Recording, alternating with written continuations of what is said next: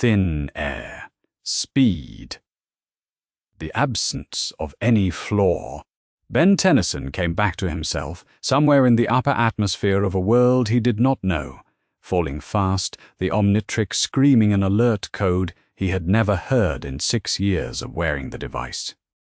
The sky around him was the wrong color.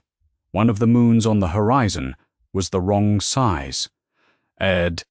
Below him, 2,000 feet down, through cold, thin air that tasted like a museum with no roof, a battle was happening on the bones of a dead civilization. He had been in his living room. One moment, there was a flaw. The next, there wasn't, because something had torn open the space between his universe and this one. Not with light, the way dimensional breaches almost always announced themselves, but with a pressure in the air, and a sound like an exhale from something the size of the universe itself. And then the floor was gone, and the walls were gone, and the boundary between everything he knew sealed behind him like a scar. The Omnitrix was recalibrating. He could feel it on his wrist, the watch running the alert code, it reserved for dimensional instability cycling hard through alien registers. It had no business mapping onto whatever the physics of this place were. The device had been built to function in any environment in the known universe. Whether any of that applied to a universe that was not the known one was apparently a question Azimuth had not gotten around to. Below him, ruins on a geological scale. Stone colonnades the size of city blocks crumbled and split into enormous sections. Dust that had been a civilization once, the bones of it still visible in the shapes of the collapse, archways and towers and broad avenues running between structures that had once been the scale of cathedrals. A dead world. Whatever had killed it had done so long enough ago that the world had gone quiet about it. He caught the smell of it even through thin air, old rock and old carbon, and the specific absence of anything living in a place that had once been very alive. Not everything down there was quiet. The battle came to him in pieces as he fell. A figure in red and gold armor, the engineering on it passed anything he had seen on his Earth or off it, firing repulsor beams in gold streaks at something enormous and purple at the center of the field. A man in a dark tunic and red cape, sorcery unfolding from his hands in rings of burning orange that had no biological signature the Omnitrix could catalog. Kid in red and blue on a web line, fast and enhanced and narrating what he was seeing out loud. And at the center of all of it, the large purple figure moving through the chaos with the patient certainty of something that had decided none of this was a real obstacle. One of the gold repulsor beams had just been caught in a hand the size of a car door and held there, the beam dying against the palm. The Omnitrix pulsed, cycling through its database of over 1 million sapient species. The man in the cape, no entry. The kid, human adjacent and enhanced. The armored figure, human and technology augmented. And the enormous purple shape at the center, the one with the armored gauntlet housing 4 stones that pulsed in sequence, the one holding a plasma beam bare-handed, not in the database, not anywhere in it. A gap in a million species archive that was not supposed to have gaps. He had approximately 6 seconds before the ground arrived. The one in the gold armor was losing Ben, hit the Omnitrix green flash. The transformation ripped through him in a fraction of a second, Tetramand DNA overwriting his genetic code, 4 arms spreading wide as his frame scaled to 12 feet, skin thickening over dense muscle that could uproot a freight car. 4 arms dropped the last 50 feet and hit the Titan dust, like a building coming down, driving all 4 palms into the enormous outstretched arm and stopping it cold. Howled. The stone beneath his feet cracked in a 2-meter radius from the impact. The force pressing through his Tetraman bone structure was not a truck. not a warship. Something on a different order entirely, calm and immovable, pressing against him the way a tide presses against cliffstone. 4 arms bent his knees and dug in. He held. The purple figure looked down. The expression on that face was something more deliberate than either. The armored gauntlet on its left fist held 4 stone cycling colors, blue and orange and red and a deep purple that registered as color but felt like pressure from across the arm. The face above it was doing the thing a strategist does at the moment, just before a calculation, making space in a model for something that was not supposed to be present in the field. "Okay, so that guy has 4 arms," said a voice from above the ruins, swinging in on a web line strained and still somehow functional, and he literally just stopped Thanos with them, and I'm SDLL, the weird one here. Thanos, that was the name, still not in the Omnitrix database. The man in the red cape had gone still. He was looking at the watch on 4 arms' upper left wrist, with an expression that had moved between 1 second and the next from tactical to something much older and more alarmed. His orange sorcery had quieted. He was studying the Omnitrix with the fixed attention of someone who has just found evidence that a foundational law has exceptions it was not supposed to have.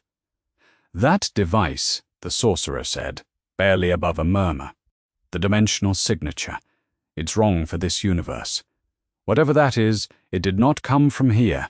4 arms did not take his eyes off Thanos. Little busy. Introductions later, Thanos stepped back 1 pace. Not retreat selection.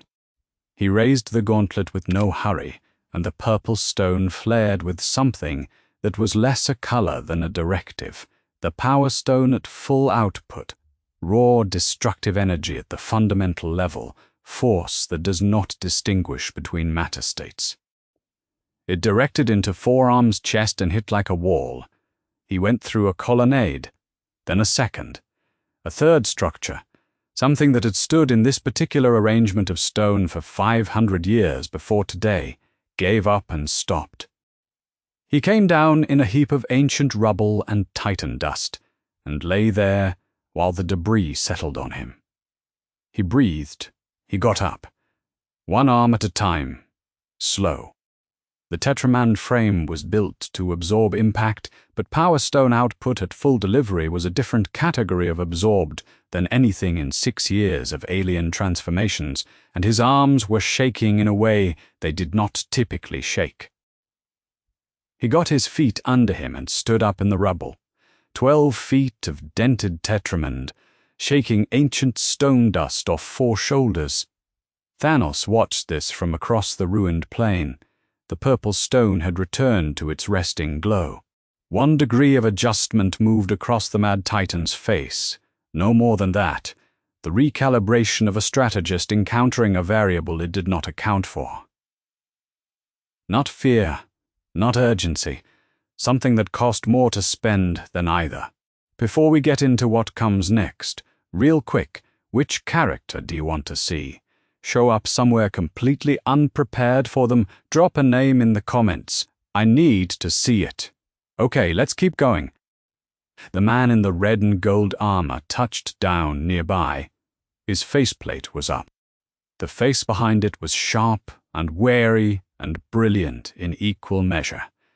The engineer's eyes scanning the Omnitrix with the focused intensity of someone who intended to understand exactly what he was looking at before deciding what to do about it.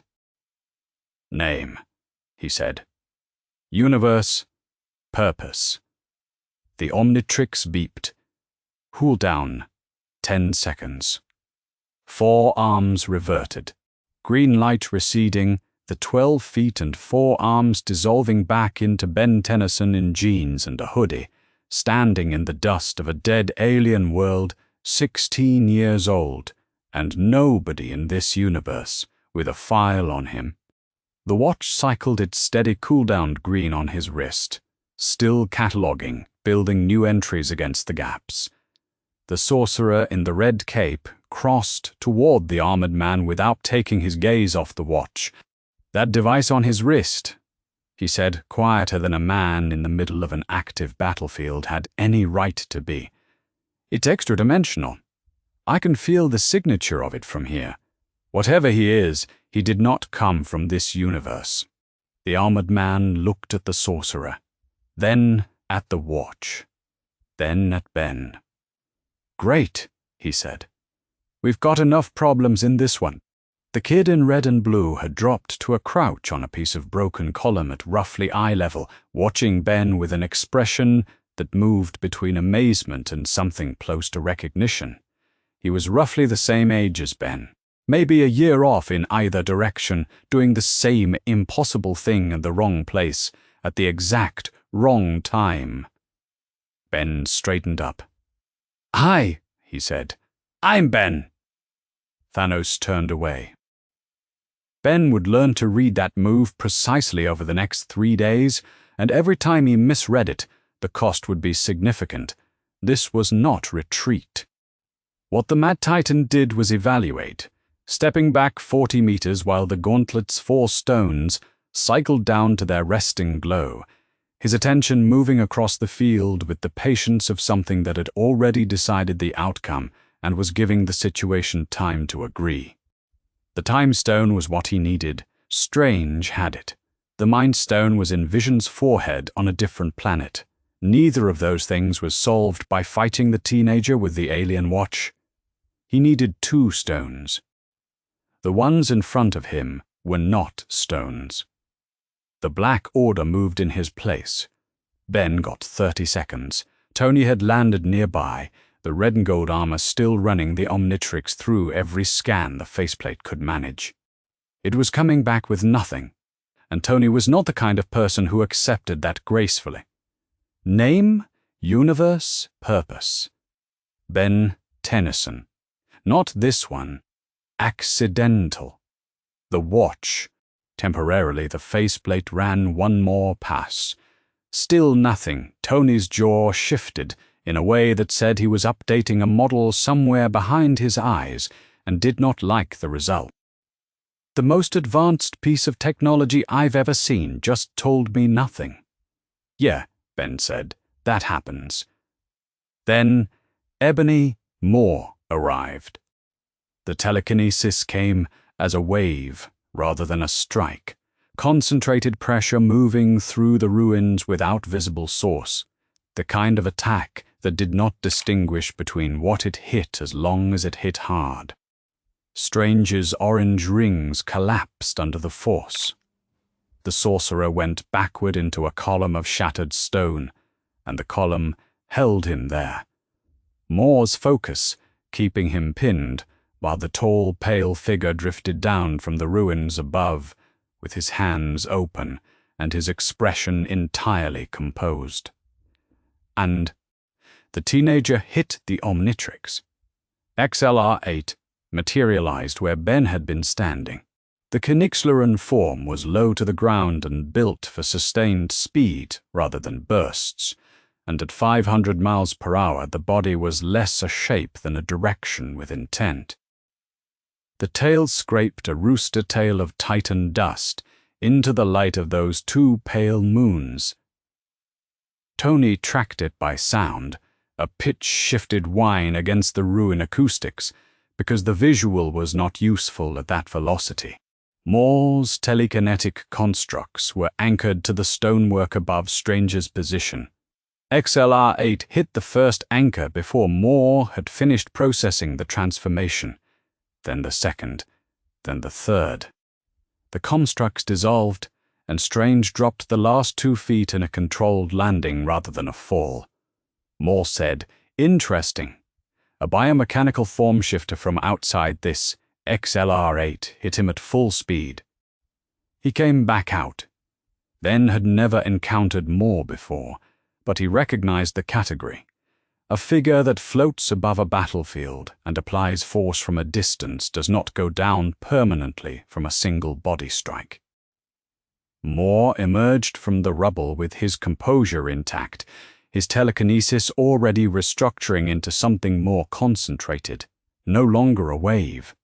A column compressed and directed, pulling stone and structural metal from the ruin behind him and driving it forward as a single dense mass.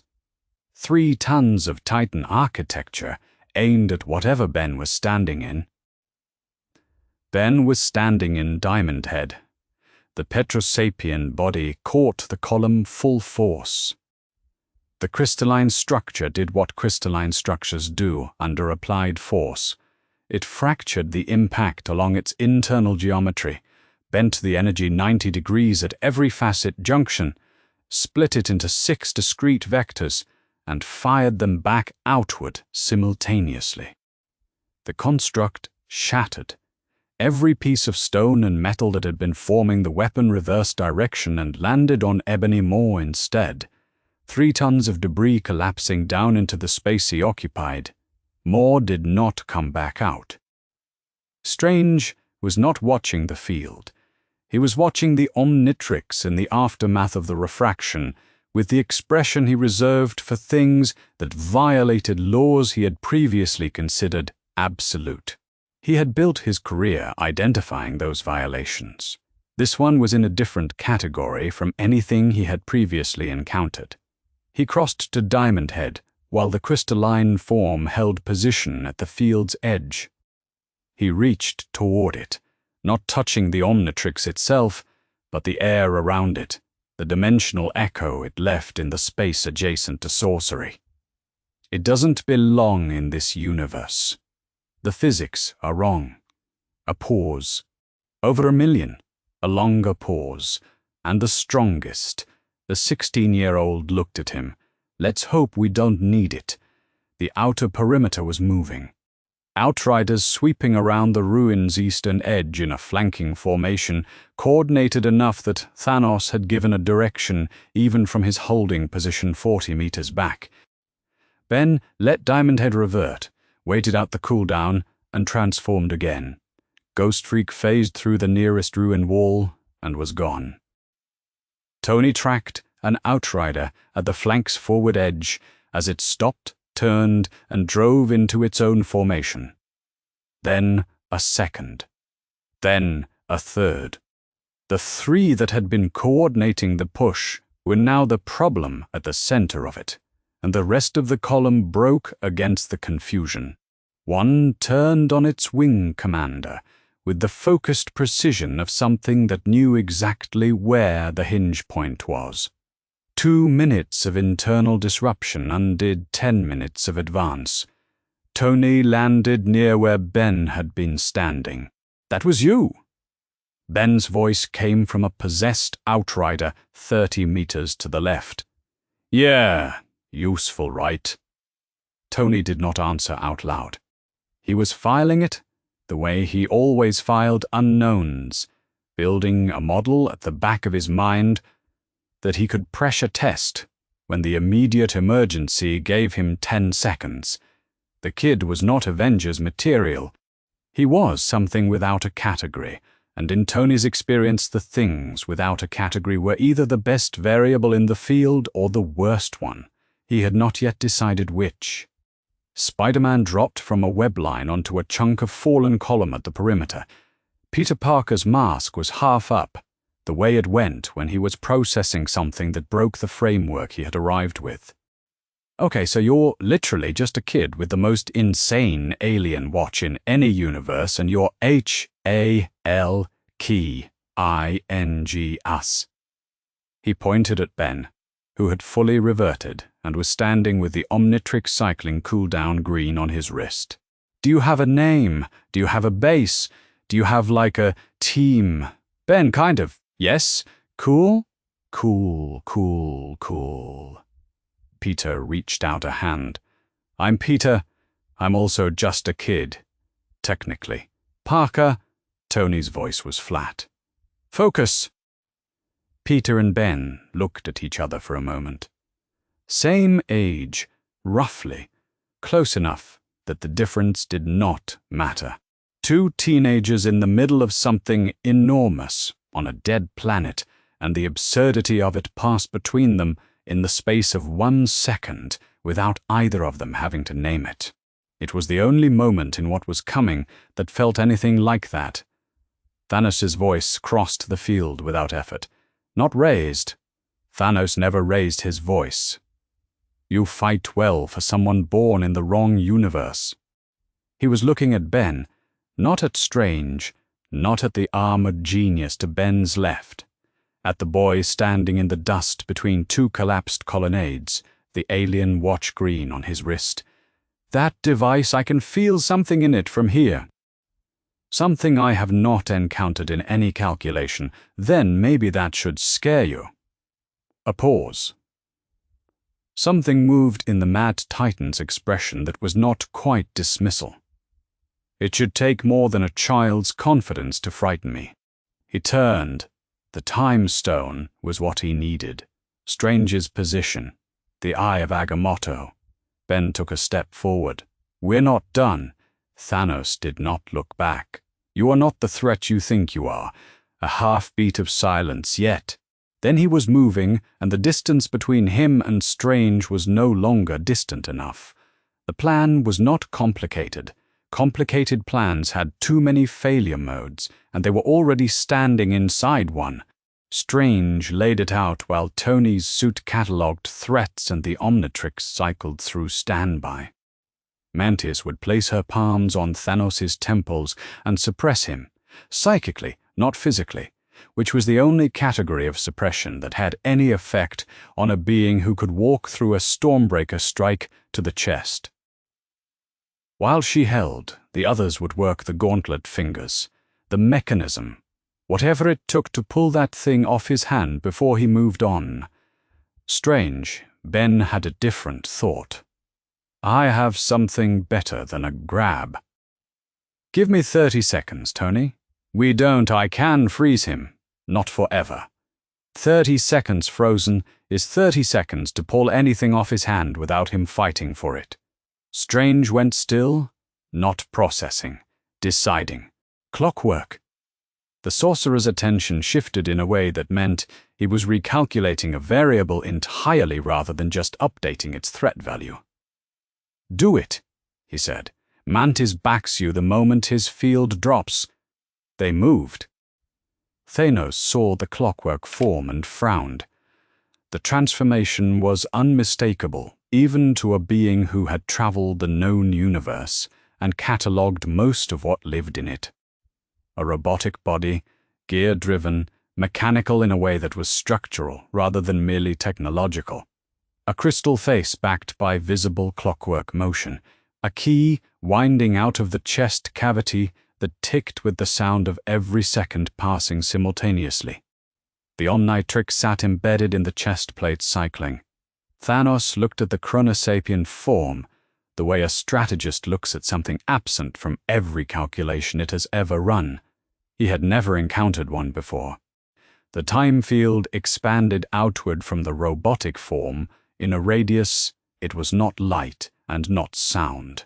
It was the quality of the air changing, time thickening in the space between heartbeats, slowing the passage from one instant to the next, the way a current thickens when the channel narrows. Thanos' arm, rising to bring the gauntlet forward, decelerated. Not stopped, decelerated to a fraction of its speed, then less. The team hit him. Spider-Man's webs lashed across 3 fingers and anchored to the stonework below. Nebula drove her weight against the gauntlet's rim, one cybernetic hand gripping the edge. Star-Lord and Drax threw themselves at the arm from below, their combined mass a lever against the locked joint. Iron Man added thrust from above, repulsors firing against the direction of the hand. Mantis pressed her palms to Thanos' temples. He is in pain, she said, strained, holding. And he is very angry.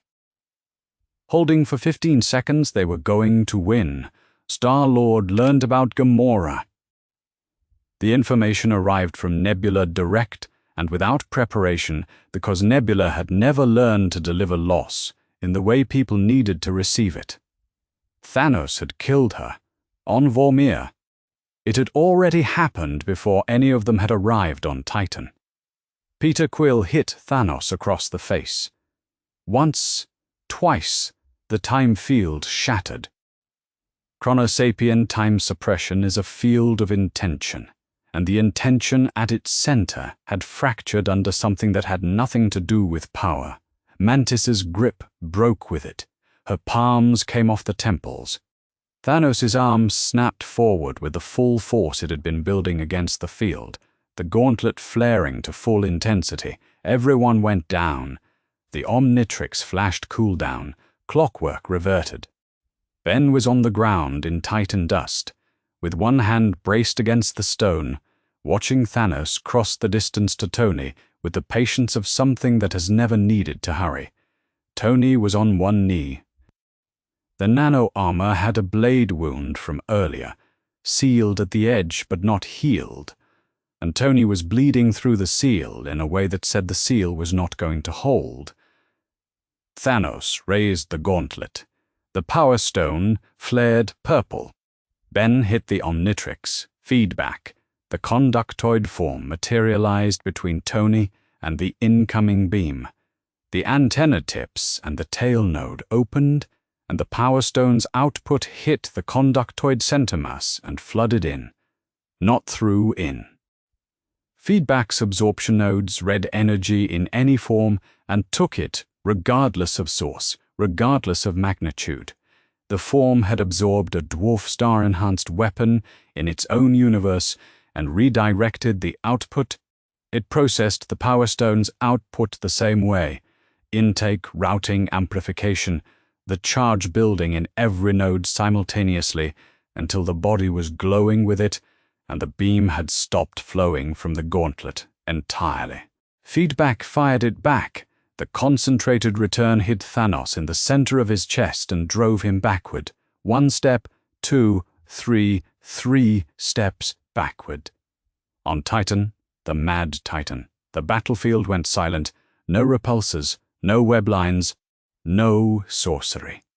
1 full second of silence over the ruins of a dead world, while the purple glow faded slowly from the conductoid's antenna and the residual charge dissipated into the thin, cold air. Thanos looked at the conductoid. You absorbed a stone's output. Feedback's antenna tips were still lit, the last of the charge burning off. Thanks for the charge. 1 second. Thanos raised the gauntlet again, not the Power Stone.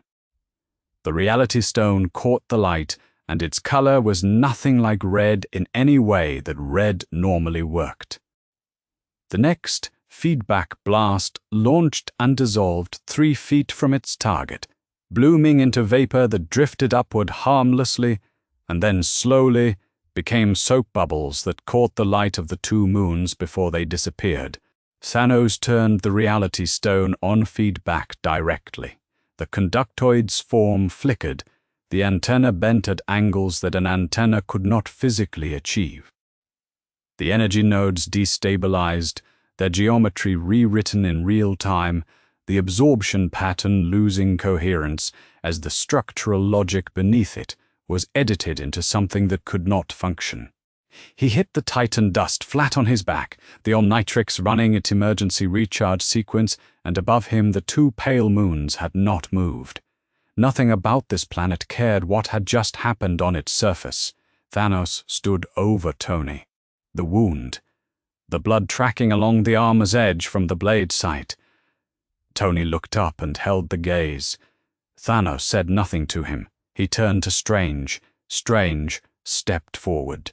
He had his hand at the Eye of Agamotto, the pendant where the Time Stone waited, and his expression was the expression of a man who had been expecting this precise moment and had not changed his mind about it since he first saw it coming in 14 million futures. He conjured the stone from the eye. He held it out. No, Ben said. Strange handed it over. Thanos took the Time Stone. 5 stones now glowed in the gauntlet settings. He turned toward the Space Stone function in his grip. You handed it to him. Ben was on his feet. Omnitrix still red with the recharge cycle. Why did you... It was the only way. The only way to what? He is going to Wakanda. He is going for the last stone. You handed him what he needed to take it. I know, then stop him. Strange looked at Ben, not as a threat assessment, not as an anomaly, as an equal or close enough that the distinction stopped mattering. 14,605 of them in every path where you used your apex form immediately, without the cost. Thanos still won. Everyone, or something worse, replaced him. A pause. There is one path where we win. I have already played my part in it. What part? Strange said nothing more. The Space Stone opened the portal. Thanos stepped through without looking back, destination locked on a world he had not yet reached, and a stone he had not yet taken. And the portal sealed behind him the way dimensional barriers always sealed, instantly, completely, as if it had never been. Titan was rubble and silence. Tony at the edge of the field, the wound working through the suit seals.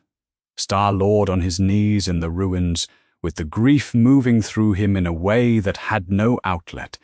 Mantis with her hand on Drax's arm, steadying. Nebula standing apart from all of them, already calculating the next point in her father's trajectory. Ben stood in the wreckage of the only plan they had executed, the Omnitrix cycling slowly from red through orange toward the beginning edge of green, and Strange's words sat in the space behind his eyes, with nowhere to settle. Strange had already played his part in it, which meant something else was still required. Tony was still bleeding. The nano-armor had tried to seal the wound automatically, tried and partially managed it. The blade from earlier in the battle had found a gap in the suit's coverage at the left side, below the ribs, and the seal had held until the recoil from Thanos' arm breaking their hold bent something inside the panel in a way that pressure seals were not designed to survive. Tony's internal readouts, as far as he could read them through the pain and the adrenaline still working through him, were inventorying the damage with the clinical precision of a system built to give accurate information about exactly how bad a situation is. The information was not encouraging. He had maybe 40 minutes before the partial seal failed completely. Ben, transformed, upgrade. The galvanic mechamorph form was nothing like what Tony had seen from the other transformations. No mass, no shell, no crystal geometry or four-armed muscle or any defined shape at all. What flowed out of the green light was liquid metal, dark and moving, a single glowing eye at its center, and it crossed the surface of the nano-armor the way Mercury crosses a tilted surface, with perfect adherence to what it found and perfect indifference to what it did not. The Mechamorph read the armor's internal architecture in the way a native reads their own language, immediately, completely, without apparent effort, and then began rewriting it. The damaged panel sealed from the inside, not patched. Restructured, the wound stopped bleeding because the suit's medical system, which had been offline since the blade hit, came online in the 6 seconds it took upgrade to locate and rewrite the managing protocols. It came online at 3 times its designed output capacity. Tony felt the pressure change instantly, the suit responding to inputs it had not been able to process 2 minutes ago, the diagnostic columns spiking to values he had never seen move that fast in real deployment. "That's my suit," he said, "and now it's better." The voice came from his own external speakers. The Mechamorph had chosen to route its communication through Tony's existing array rather than generating a separate source. It meant the form understood the architecture well enough to use it immediately, which meant it understood the architecture better than most of the engineers who had worked on it. He had designed every mark each one an iteration past the last, the product of every engineering hour he had accumulated since the cave. The notion that someone else's technology could walk into that work and improve it in 30 seconds was something he was processing, and the processing was going slowly, and he was aware that the processing was going slowly because some part of him was resisting the conclusion. He did not say any of this. He noted it, filed it, and kept his face neutral. Strange was sitting in the dust of Titan when upgrade reverted, not meditating, not calculating, or not visibly. The eye of Agamotto hung at his chest with the time stone absent from it, the geometric cavity where the stone had rested for years, catching the light of Titan's 2 moons in a way that made the emptiness more visible. He looked like a man who had already moved past grief about a loss and was simply managing the remaining implications. He looked at Ben. "When you try the form that terrifies you to use," he said, "and you will try it before this is over, remember that omnipotence in a universe not your own is not the same thing as omnipotence in your own. The rules are different here." Ben sat in the dust across from him. "What rules? Because whatever you save, with that form, this universe will collect an equivalent debt. It does not make exceptions for visitors. It does not negotiate the terms after the fact." "You sound like you've seen exactly what happens." Strange stood. He brushed the Titan dust from the red cape and looked at Ben with the expression of someone whose calculations were ongoing and private. "I have," he said, 140000605 times. He said nothing more. His part in the calculation was not finished. It would not be finished until it was no longer his to complete. Nebula was already at the Benatar when Ben reached the ship. The Guardian's vessel sat at the edge of the field where Rocket had set it down before the battle started, the hull marked from the initial engagement, but structurally sound. Nebula had her hand on the ramp and was running data with the focus of someone who has spent years inside a single mind and is applying that knowledge to predict the next 90 minutes of its trajectory. "The lost stone is in Vision's head," she said. "Wakanda, it is where your Avengers would place their most vulnerable asset. The Horde was already deployed there before we arrived here. My father will be through the portal and on that field within the hour. How far is Wakanda from here? Unreachable by this ship in time." Even at maximum rated output, Ben was already walking up the ramp. The Omnitrix was green. The decision happened in the space between Nebula's last word and his next step. Define maximum rated output. Rocket was in the cockpit when the Macamorph came through the primary hull junction and made contact with the engine block. Every instrument panel lit simultaneously. The nav system began rewriting itself around new power curves faster than Rocket's hands could interrupt any of it. The controls he had spent years learning like a second language being edited in real time by something that did not recognize his customizations as constraints worth preserving. "I just want it noted," Rocket said, at volume, to the general atmosphere of the ship, "that nobody asked me." Tony was in the co-pilot position, with his left arm held carefully level, watching his borrowed suit's readouts run numbers he had not programmed. Nobody ever asks the right people. The Benatar lifted. A journey measured in days became one measured in hours, the engines pushing output above their rated ceiling, because their rated ceiling had just been rewritten by something that considered the prior number a baseline rather than a limit. Ben sat against the hull wall back to the metal and looked at the Omnitrix. Nebula settled across from him. She had not spoken since the ship cleared Titan's upper atmosphere. When she did not soften the approach. "You have a form that could have stopped him." "Yes. Why didn't you use it?" Ben looked at the watch. The Omnitrix was green, and cycling through its standby pattern, cataloguing the universe around it the way it always did, offering everything it held without measuring the cost. That part had always been his job. It had never felt heavier. "Because there are 3 of us in there when I do," he said. "Me and 2 others. They have been part of that form longer than I have, and all 3 of us have to agree before anything happens, unanimously. Before any action is possible at all, and they didn't agree. I didn't try." He looked at the ceiling of the Benatar's hull, the scarred metal above him. "Strange told me not to. He said there was a cost, that this universe would collect a debt for whatever I saved, and I trusted him. For now, he was not certain that was right.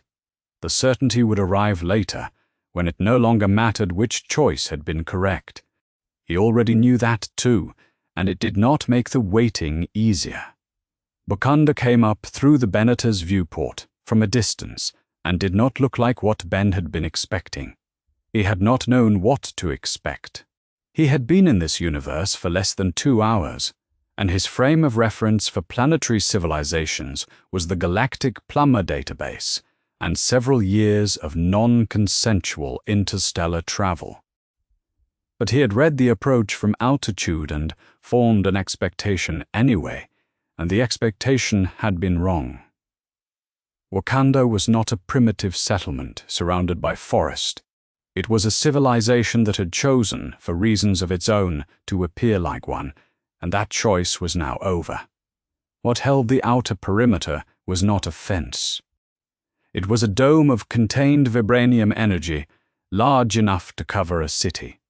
And at its exterior, pressing inward from every compass point, was the Horde. "How many?" Ben said. The Nebula looked at the viewport with the expression she used when a number was accurate, but would not be useful.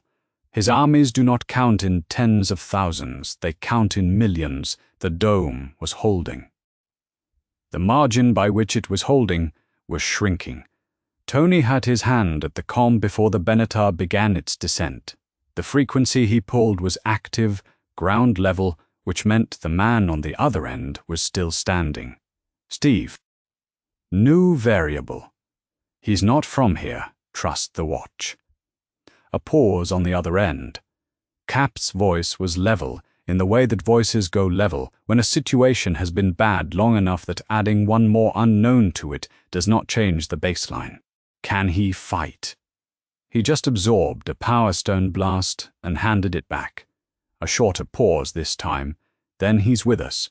The Benatar set down inside the dome perimeter, in a clearing that had been a landing approach 20 minutes ago and was now the edge of a defensive line. Ben came down the ramp and stopped. He had met Iron Man, Spider-Man, Doctor Strange, Nebula, and the Guardians.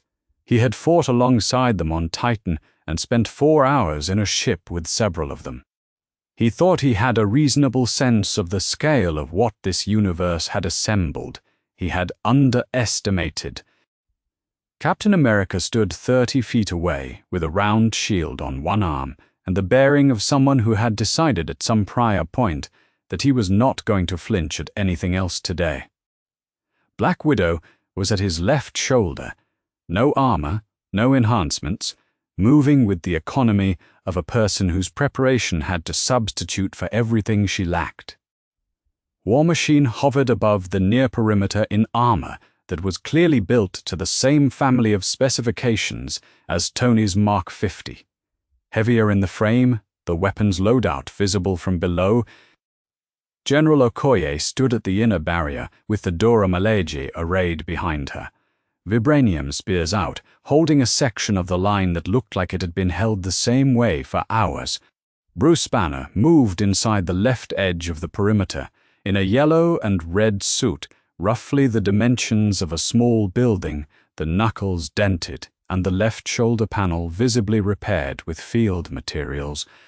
At Vision's side, Scarlet Witch, her hands generating the low red current that meant she was spending power to keep something from getting worse.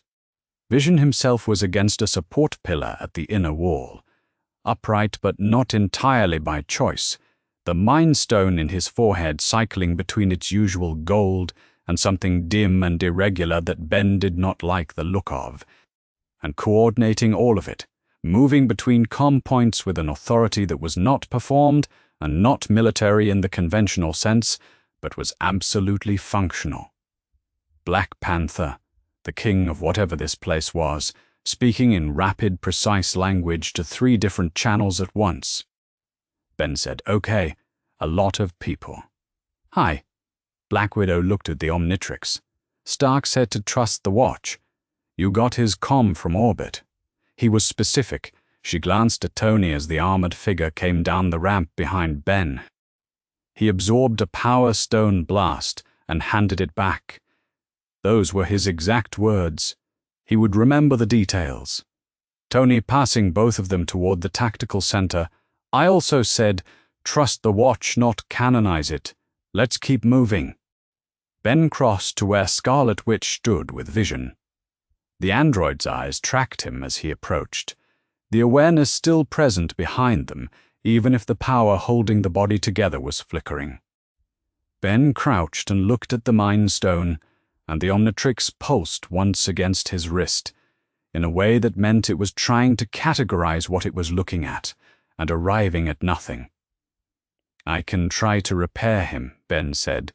"I have a form that can merge with technology. Read the architecture, rewrite the damaged. No." Scarlet Witch's voice was not angry, it was specific. "The stone is the problem, not the machine. You cannot upgrade what the stone is actively preventing." Ben looked at the Mind Stone. He looked at the Omnitrix.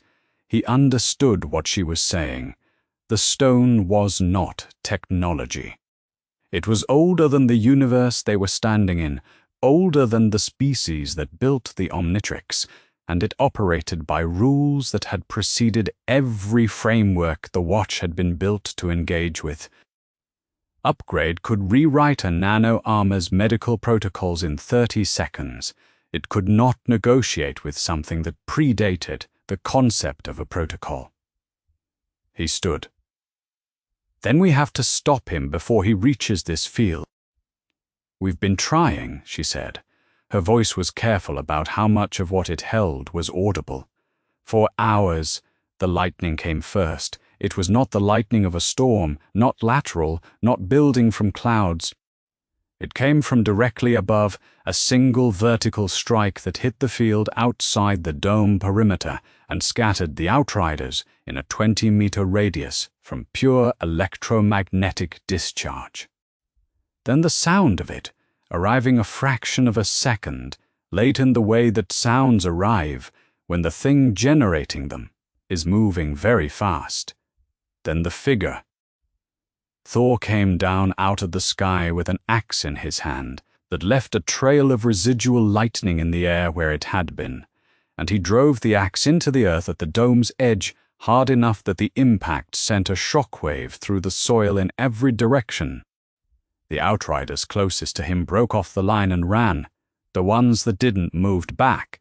The God of Thunder stood in the gap he had made and looked across the field at the people standing inside it.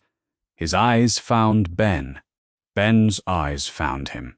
"Okay," Ben said with genuine feeling. "That guy I would want on my team." Thor looked at Steve. "I see we have acquired another child. He staggered Thanos on Titan," Cap said.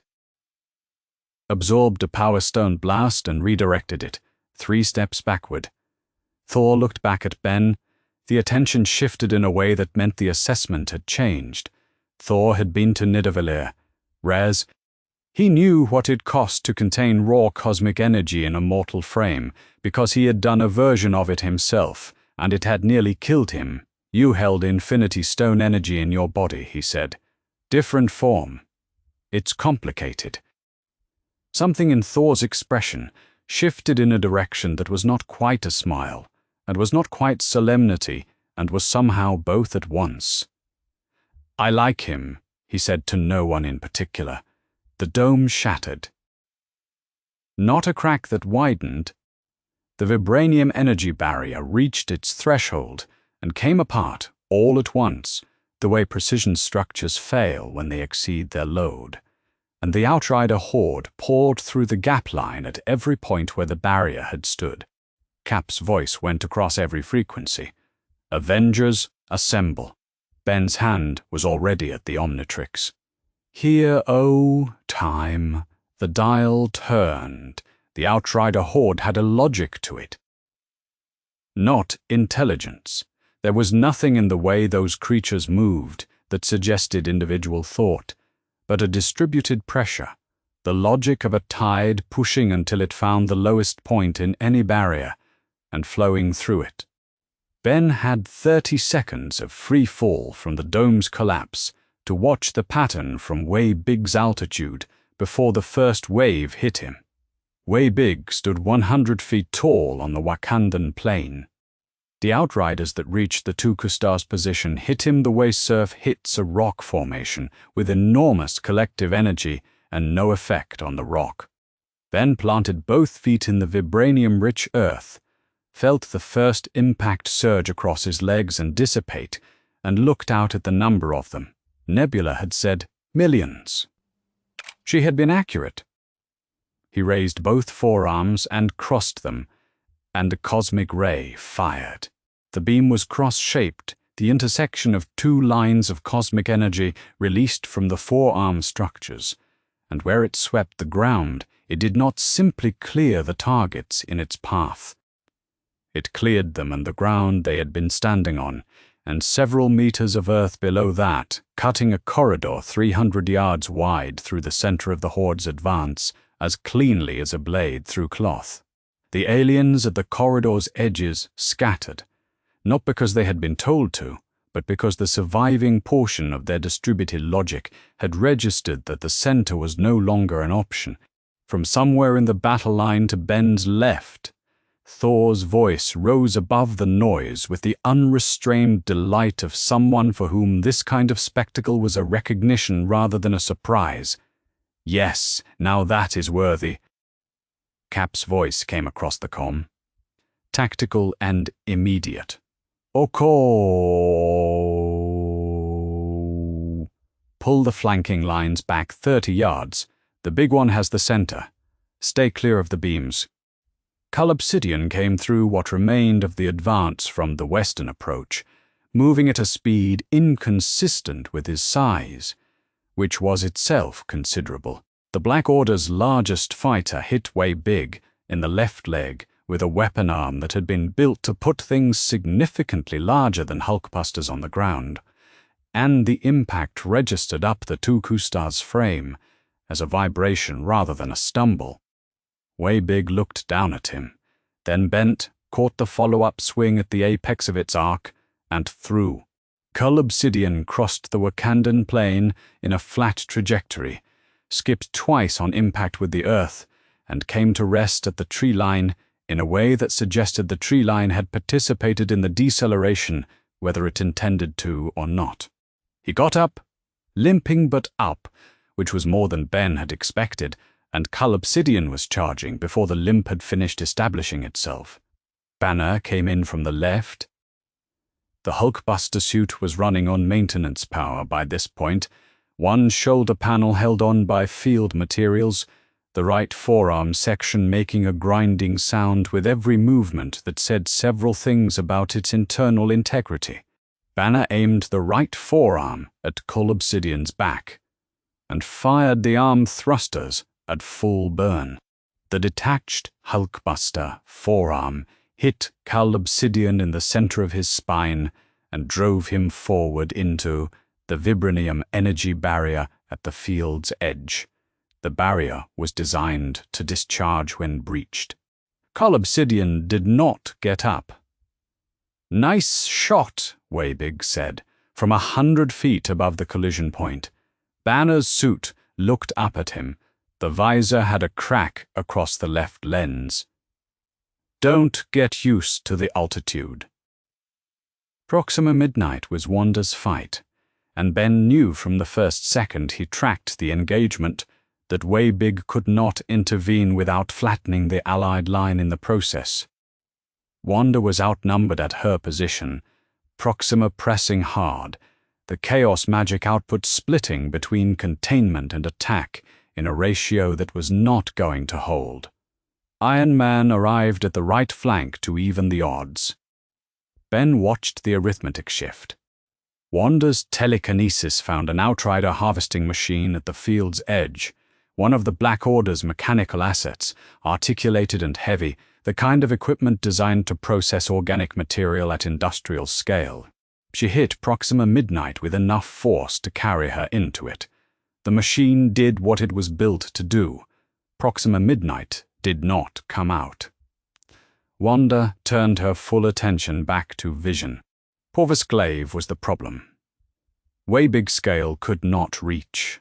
The assassin warrior was not large. He was not slow. He was carrying the specific blade that defeated Vision's intangibility, and he was moving through the combat perimeter with the patient precision of something that had been given one task and was executing it regardless of what else happened on the field. Ben tracked him from altitude. Corvus moved between combatants and around them, never engaging anything that was not between him and his target. Ben reverted. The Omnitrix flashed cooldown and Ben Tennyson hit the ground running, 60 yards from Vision's position, closing the distance as fast as 16-year-old legs could manage across a battlefield that had obstacles in every direction. 60 yards, 50, 40, 30. Corvus Glaive's blade slid between Vision's shoulder blades with the precision of someone who had practiced this specific strike. The Mind Stone in Vision's forehead flickered from gold to something dim and wrong, and Vision's knees gave, and the android that had been holding himself upright against the support pillar since Ben arrived on this planet came down. Ben reached the position at a dead sprint and arrived to Wanda Maximoff already there ahead of him, both hands forward, the chaos magic leaving her palms not in the controlled current it usually presented, but in the full, uncontained expression of what she was when she had nothing left to hold back. Corvus Glaive ceased to exist as a discrete entity in the space of 3 seconds. Wanda lowered her hands. She was looking at Vision and not looking at Ben. Ben crouched beside the android. The Mind Stone was still present, still in the forehead, still operational at some reduced level, the gold light returning slowly. But the blade had done what it was designed to do. Vision's intangibility was gone. His body had weight and density now in a way that he could not voluntarily disable, and whatever Thanos needed to take the stone from him, the blade had removed the one defense that made the extraction difficult. "We can still destroy it," Ben said. "The stone. Right now, before he gets here. If it's gone, there's nothing to take." Wanda did not look away from Vision. "He has the time stone. So he'll rewind time. He'll undo whatever we do, and he'll take Vision anyway. He has already done it." Her voice was careful, in a way that meant she was choosing each word specifically, to not say more than she meant to say. "There is nothing we can do about the stone. That is not where this ends." Ben looked at her. She was not guessing. She was not speculating about what Thanos might do in a hypothetical. She had already lived the version where she destroyed the stone herself, with her own hands, watching Vision die by her choice. And it had not mattered, and what she was doing now was managing the fact of that knowledge rather than discovering it for the first time. He stood. He had no answer to that. The universe's answer had already been delivered. Across the field, the Horde's pattern was changing. The leaderless portion was breaking. Outriders that had operated under the Black Order's direction scattering without the coordinating structure. Cull Obsidian was dead. Proxima Midnight was dead. Corvus Glaive was dead. The tide was losing its logic. For 30 seconds, the Wakandan defense held everything in front of it. Then the ground shook. Not from below. Not from the weight of the Horde or the impact of Weibig's steps. From above, from the direction of the sky, from a point in the air above the field where the atmosphere had not done anything unusual 30 seconds ago. The sky tore open. He came from above, not from the direction Thanos had left, not through a ground-level portal, not arriving the way an army arrives, through a gap in a barrier. He descended from a point in the air above the Wakandan plain, the way a monarch descends a staircase. Deliberate, unhurried, each step lowering him through the sky, as if gravity were a protocol he had chosen to follow, rather than a law he was subject to. The space stone carried him down and sealed the rift above him as he landed.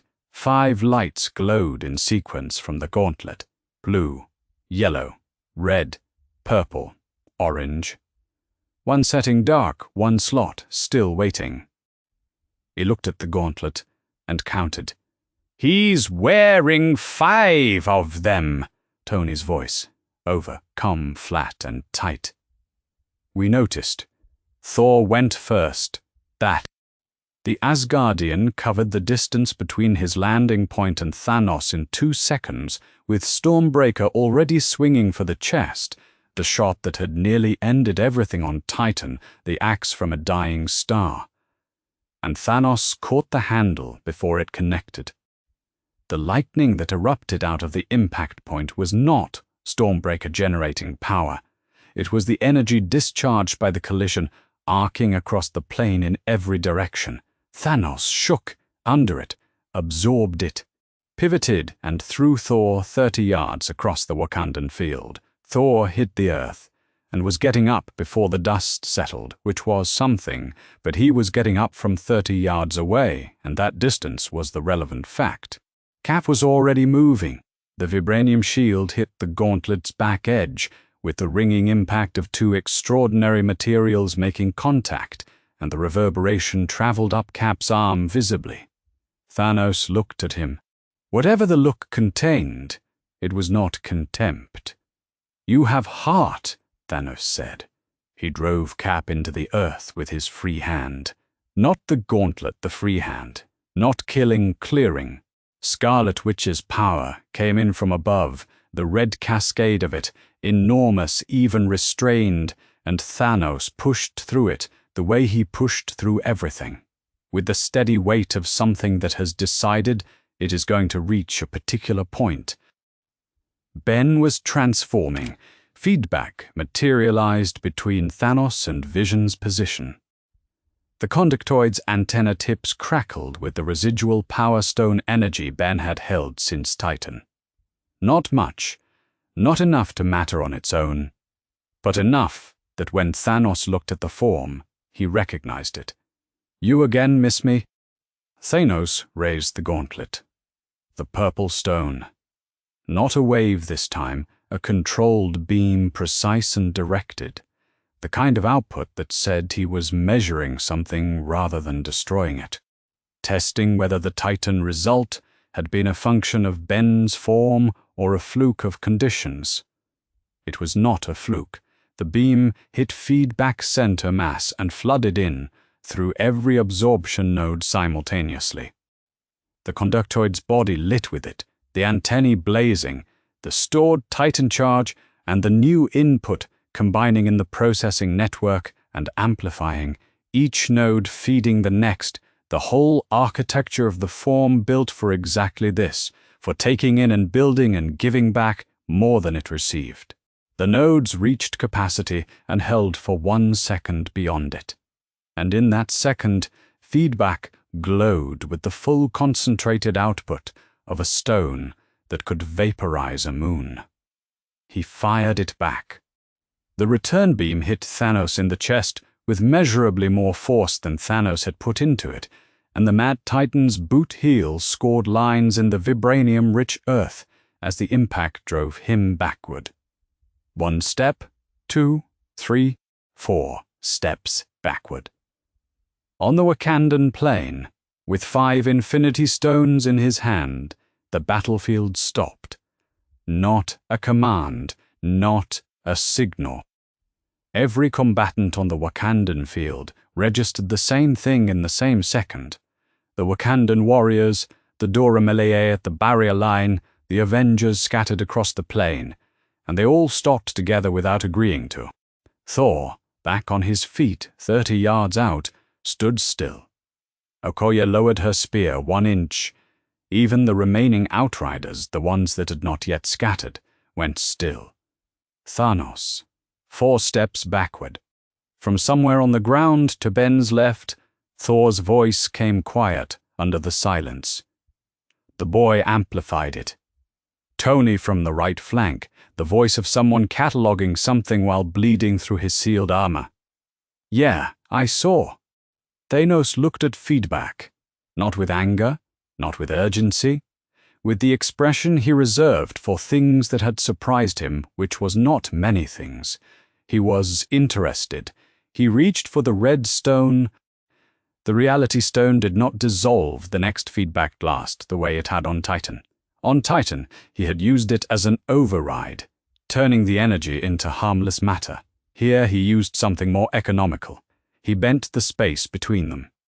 The return fire launched from feedback's hands, built and amplified the same way and curved.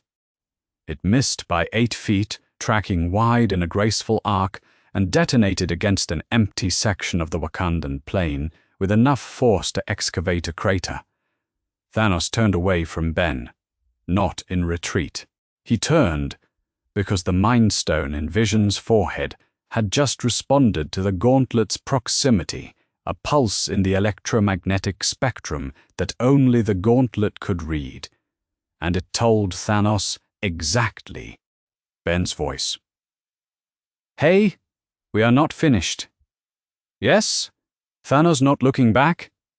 "We are." For now, Ben hit the Omnitrix clockwork. The gear-driven robotic body materialized, and the time field expanded in the same motion, reaching for Thanos' stride mid-step, and it found purchase. Thanos decelerated visibly, his movement toward Vision slowing from a stride to something measured in inches per second. Thanos reached for the Time Stone.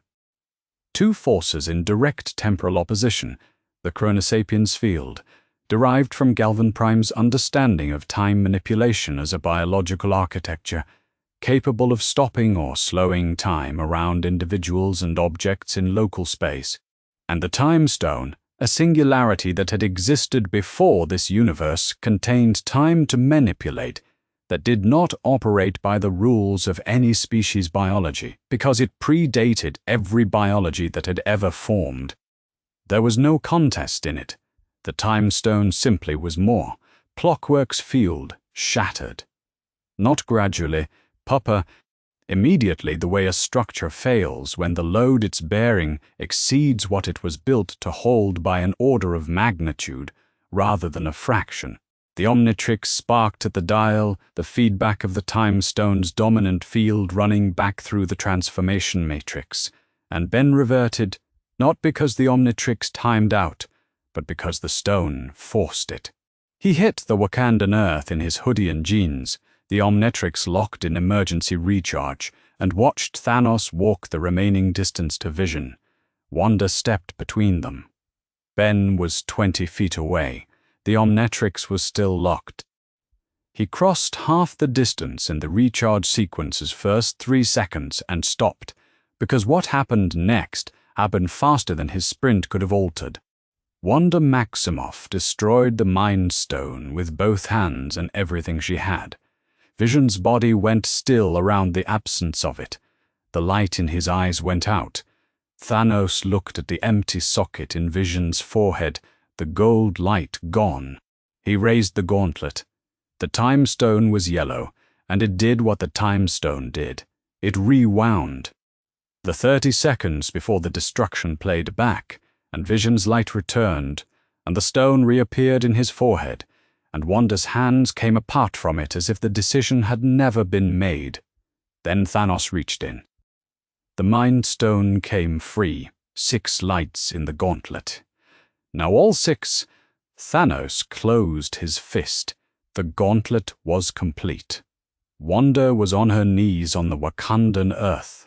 Ben stood 20 feet away with the Omnitrix locked in cooldown, and there was nothing in the watch and nothing in him that had been fast enough, and the gauntlet was complete, and the universe had approximately 40 seconds to notice.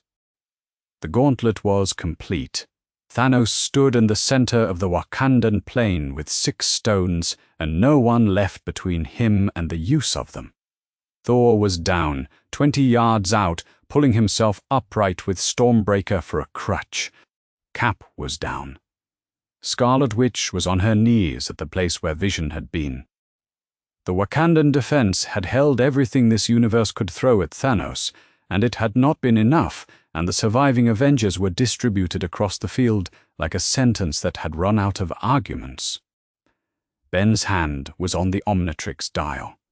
He thought of Strange's voice, in the dust of Titan.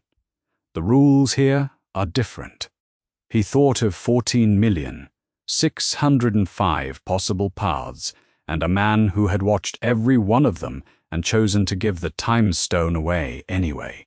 He thought of every person on the field and every person not on it, and the specific calculation that said half of all of them would cease to exist in the next 30 seconds.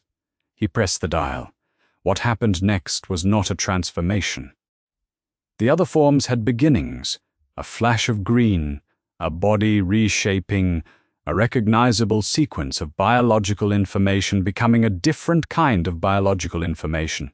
This had no beginning.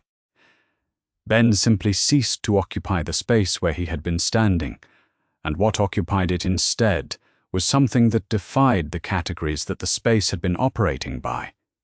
A figure of absolute dark filled with stars, not the stars of this sky. Stars that did not belong to this universe's map, burning cold inside a form that stood 12 feet tall and was shaped only loosely like a person. Alien X, a celestial sapien.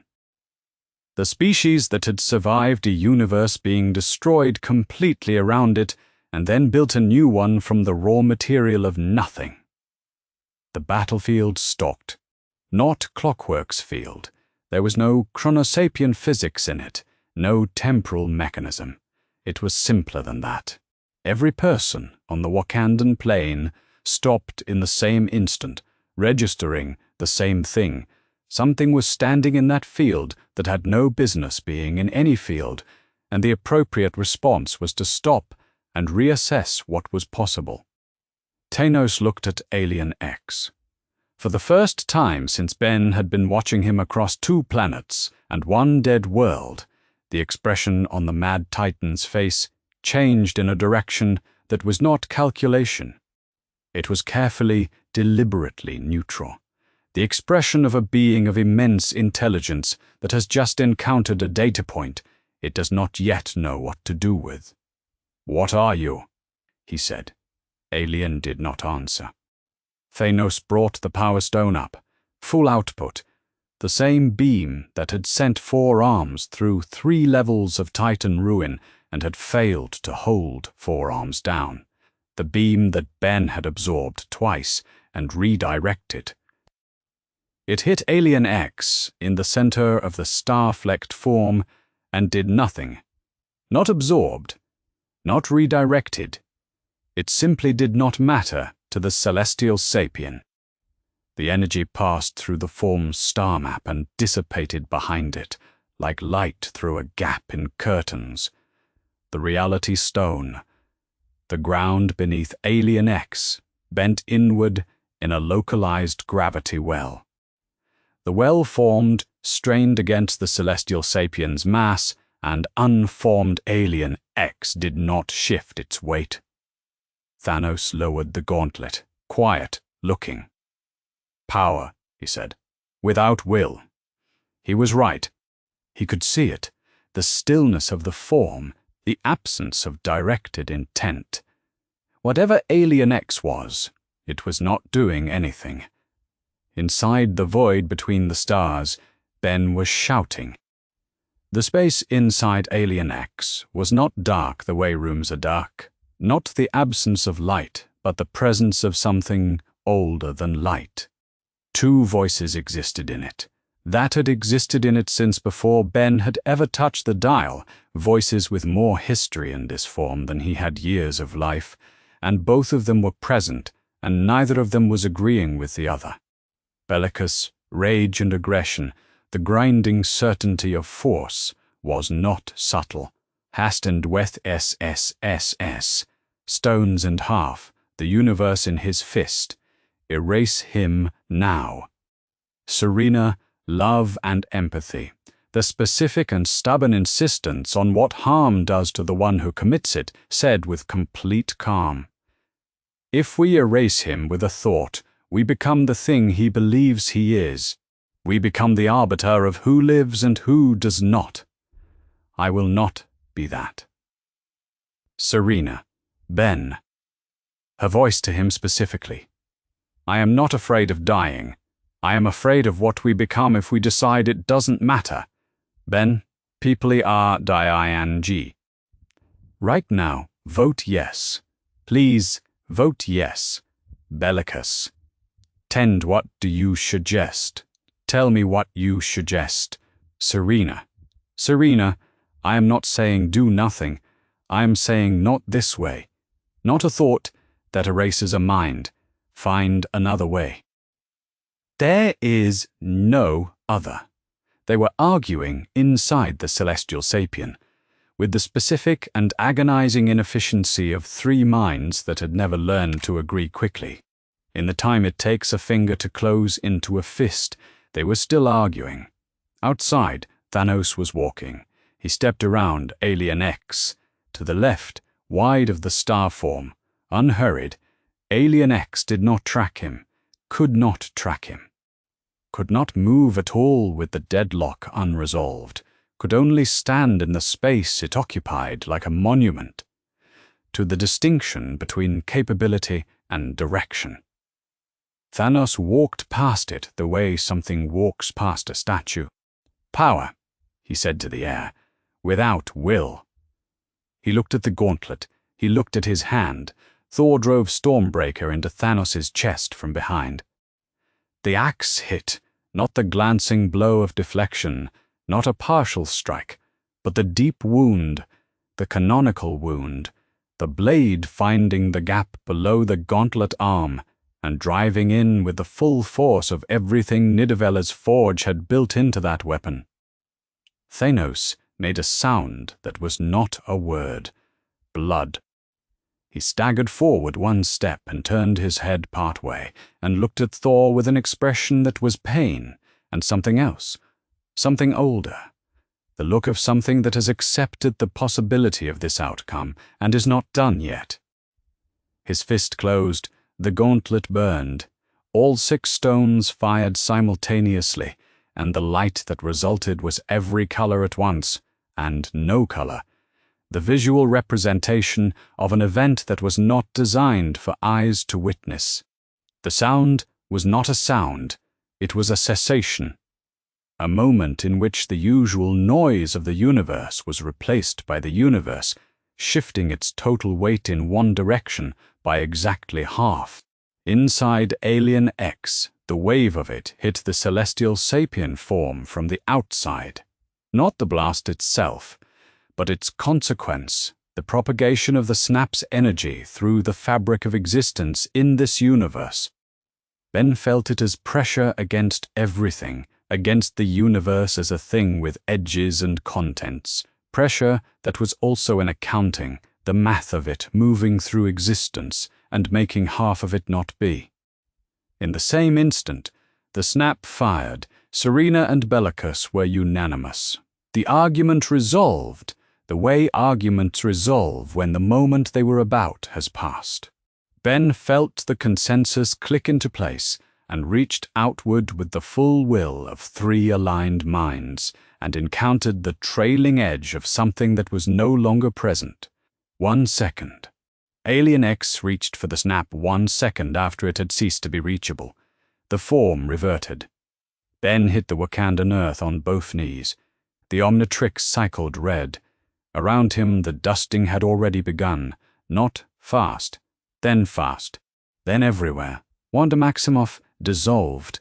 Falcon, mid-stride, T'Challa at the perimeter edge, Bucky Barnes, Groot fragmenting in the wind, the Wakandan warriors in the citadel, the tree line, the plain, half of them at once, no pattern, no warning, no last moment to do anything with it. It happened, and then it was done, and the silence that followed was not peaceful.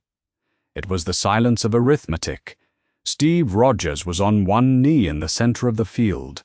Thor had his axe in the earth and both hands on the handle, and was not looking at anything. Tony's voice somewhere on comms was asking for a status report and not getting one.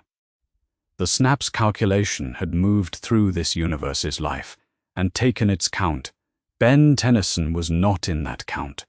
He had not been born in this universe. He did not belong to its tally of living things.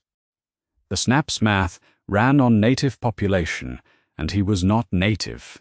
And so he remained, kneeling in the ash of people he had spent the last several hours trying to protect, the Omnitrix cycling red on his wrist in the specific color it used when it needed more time than the moment was giving him.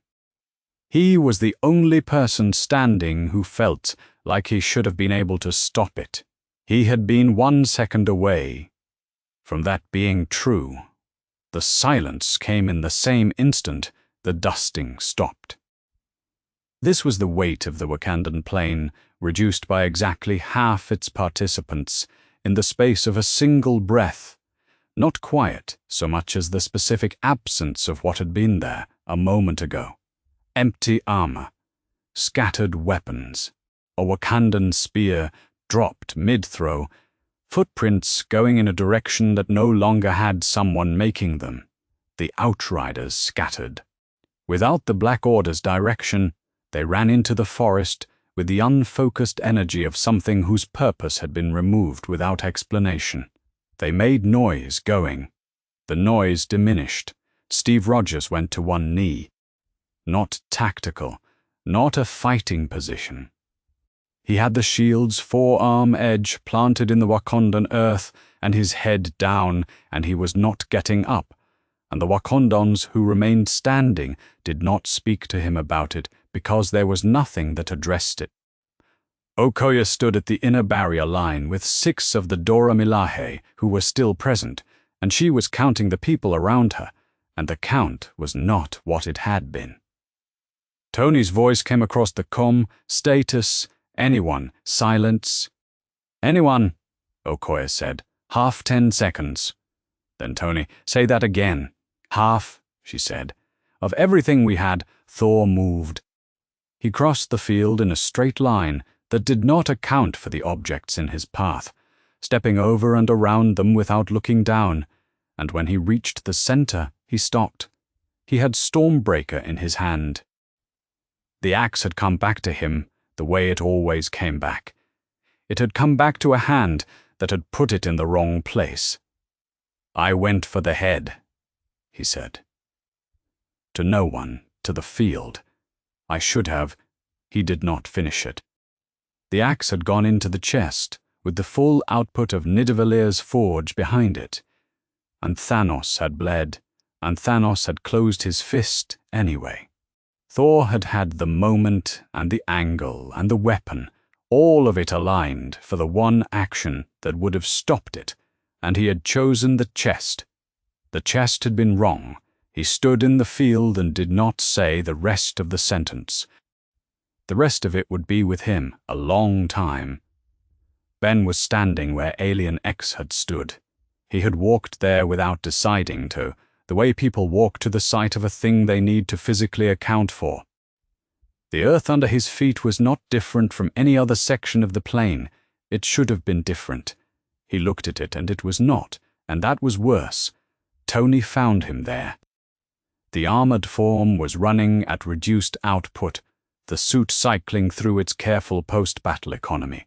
He looked at the Omnitrix. He looked at Ben. You had it, Tony said. I saw the form. Why didn't it? I was arguing with myself.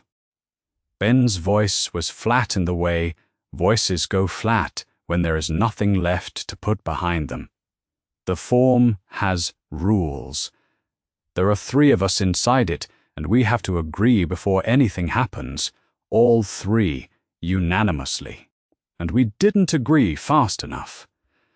The most powerful thing in your watch requires a committee vote. Yes, that's the worst design decision I've ever heard. I know. Tony was quiet. The engineer's mind was building toward something, and he kept it behind the faceplate. "Who designs it that way?" he said. "It's not a weapon." Ben said it without heat. "It's the most powerful living species in any universe. They built in the deadlock because they had to. Something that can unmake with a thought cannot unmake on impulse. One of them has to be the conscience. One has to be the rage. The one in the middle is the tiebreaker." He looked at the watch. I wasn't. Tony did not answer that. The Benatar's long-range sensors found Tony's suit signature first. Then Nebula's bioelectric field, the specific frequency of cybernetic architecture over surviving organic tissue. Both alive, both in Titan's gravity, while Tony's power reserves were at 11% and dropping. Rocket, 6 days. Maybe 4. That suit's efficient. The ship could not reach Titan in time. At rated output, Ben transformed. Upgrade moved through the engineering core the way it had the first time. Immediate read, the galvanic Mechamorph's architecture, treating the Benatar as a language it had already learned. It did not rebuild from the first modification. It found where that modification had ended, and located the headroom that remained above it. Power curves rewrote themselves in the nav console. Rocket sat in the pilot chair and watched his controls change, and decided not to touch them. "I needed noted," he said, "that I spent years learning this ship." The upgrade voice came from somewhere in the engine block. Noted. The Benatar lifted. Ben reverted in transit. He sat against the hull wall and let the Omnitrix cycle through its standby pattern, the cataloging function running its background processes, with the patient automation of something that had never stopped running since the day it was built. He shifted to feedback without a specific purpose. The conductoid's absorption nodes ran passive, antennae registering ambient energy the way skin registers temperature, not directing it, just aware. And in that passive register, something resolved. Not a large signal, a residual. A trace left in the absorption architecture from the specific moment in Wakanda when Alien X's field had made contact with the snap's propagation wave, while the snap was in progress.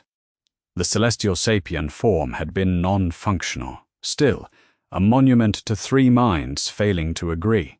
But the field had existed. When the combined stone energy washed through it, the absorption nodes had done what they always did.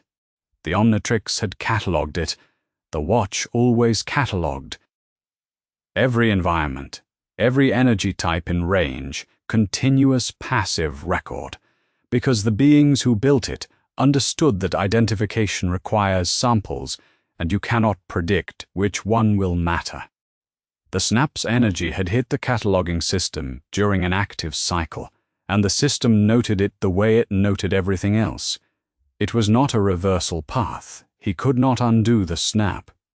The dusting was settled arithmetic, and this universe's accounting did not accept appeals. What he had was a recording. The specific combined stone energy signature of the snap in the Omnitrix's sample buffer, preserved with the fidelity of a system built to store DNA across 1 million species. Thanos would destroy the stones. He had said so.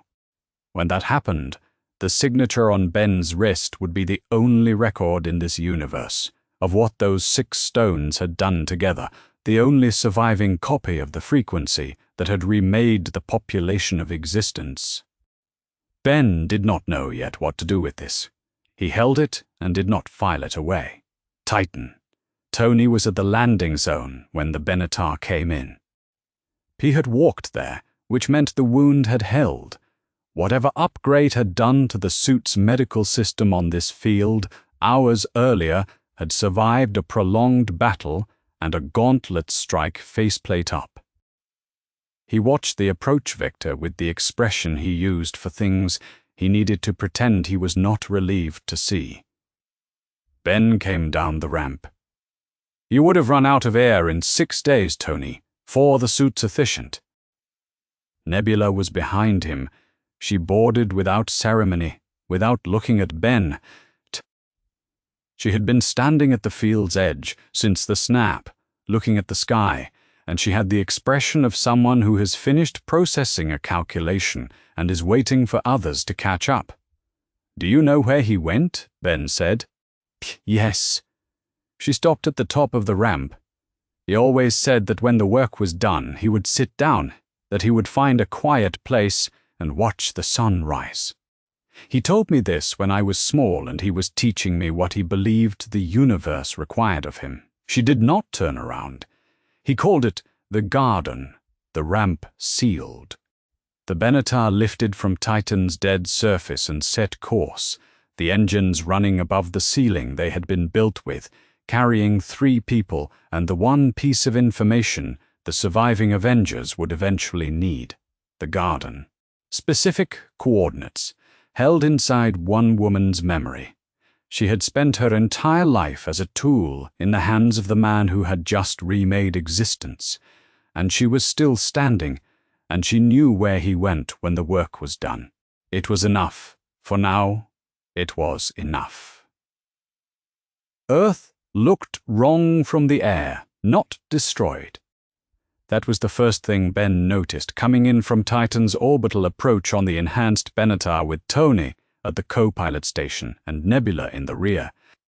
No visible impact craters, no burning cities, no structural damage of the kind that signals an active conflict. The planet was whole, the geography was intact. From altitude it looked like the Earth it had always been. It was the motion that was wrong. A highway network that should have carried a steady current carried half that, and some of what remained had drifted sideways. Cars at angles to their lanes stopped, the drivers no longer present. Fields held cattle in clusters with gaps between them larger than a healthy herd made sense. A flock of birds wheeled in a formation that kept tightening and resettling, the pattern of a group arriving at the same wrong count. He had seen alien invasions. He had seen worlds reshaped by singular powers. He had never seen anything like this. Not a world destroyed, but a world halved, without a mark on it. The snap's arithmetic had been precise and clean, and it was the precision that was difficult. Destruction left evidence. This left half of everything still standing, going about the business of still standing, in a world that was audibly quieter than it had been 3 days ago. The Avengers compound was still functional. The surviving members had assembled there. Not many, not enough. The roster reduced by the same half that the world was, and the operational framework that Steve Rogers had apparently decided was not going to stop running even now was the thing that kept the space from being just a building full of people who had lost. Tony went quiet for the descent.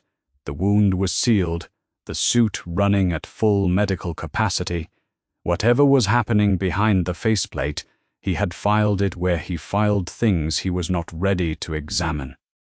Ben brought the Benatar down, and they disembarked into a world that smelled like late autumn and grief. Tony found Ben at a window seat in the compound's lower corridor 2 hours after they landed. He had the look of someone who had been deciding what to say and had arrived at a version he considered sufficiently exact. "You had a form that could have stopped him," Tony said. "You said it yourself. Invulnerable to the stones. Stands there, and nothing touches it. Yes, and you waited." Ben looked at the window. "Strange told me the cost was. Strange is gone. Not cruel. Exact. His calculation got half the universe killed." His calculation might be why there's anyone left to have this conversation. Ben did not raise his voice. The argument was not new to him. He had been having it with himself since Wakanda. He said there was one path, one out of 14 million. He said he had already played his part. That means he saw what using Alien X would cost and decided, for reasons I don't have, that not using it was the right call. That's a lot of faith in a man who handed the time stone to the being he'd sworn to protect it from. Yes, Ben looked at his hands, and I know that if Strange was wrong, then I failed. I had the form, and I didn't try, and half of everything alive is gone because of it. He paused. But I also know that the one time I did try in Wakanda, the form locked up 3 minds arguing and the snap fired. Anyway, so even if Strange's calculation was wrong, I'm not sure I would have been fast enough. Tony was quiet for a moment. You're not sure? I'm not sure. Another moment. I don't like not sure. Neither do I. Ben met his gaze. But I'm not going to tell you I'm certain when I'm not about this. Tony studied him the way he studied things he had not yet arrived at a working model for. Then he walked away, and the conversation was over. And it was the kind of over that meant it had been heard. Steve found Ben outside on the east edge of the compound perimeter, where the ground was still and the half-empty tree line stood in the October light without making a sound. Steve Rogers had not stopped moving since they landed. He had been coordinating what remained of the team, running search and rescue in the nearest population centers, cataloging the infrastructure that had failed when the people running it disappeared, finding the work and doing it, because the alternative was to stop, and he had decided at some prior point not to stop. He sat down next to Ben without preamble.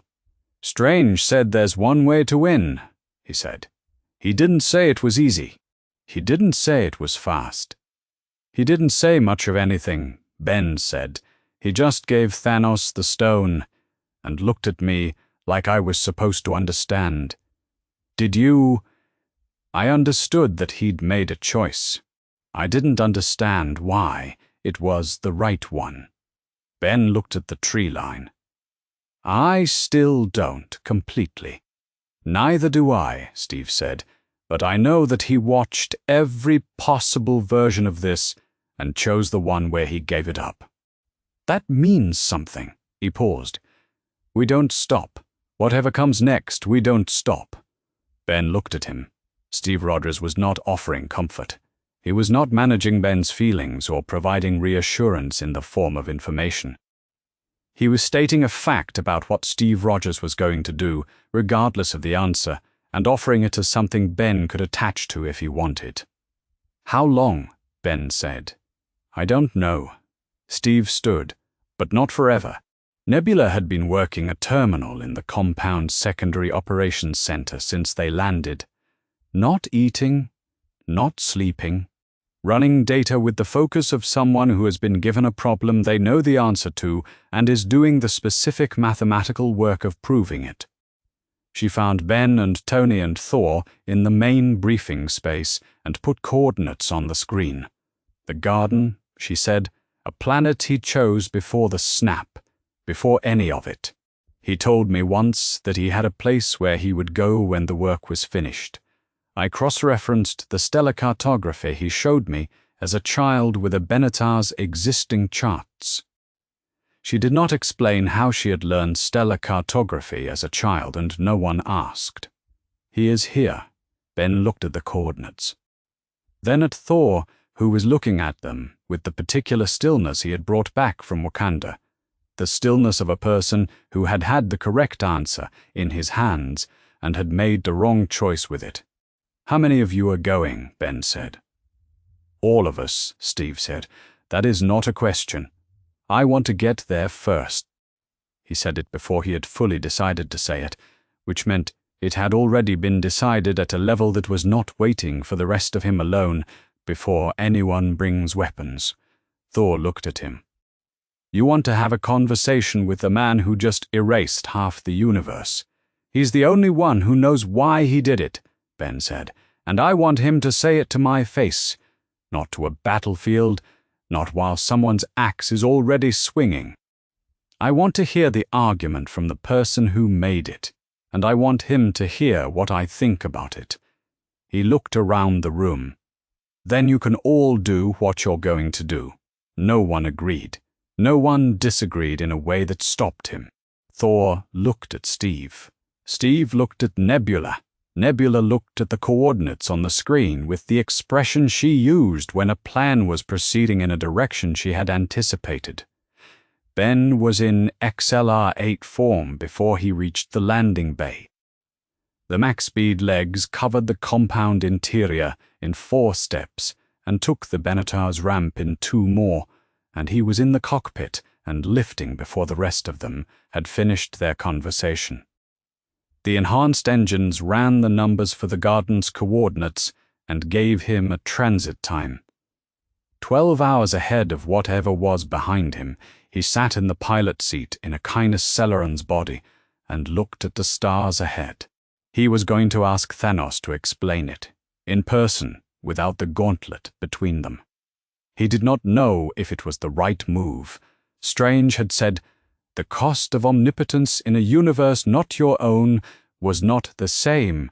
Ben had taken that as a warning about Alien X. He was starting to think it was a warning about something broader. The stars moved.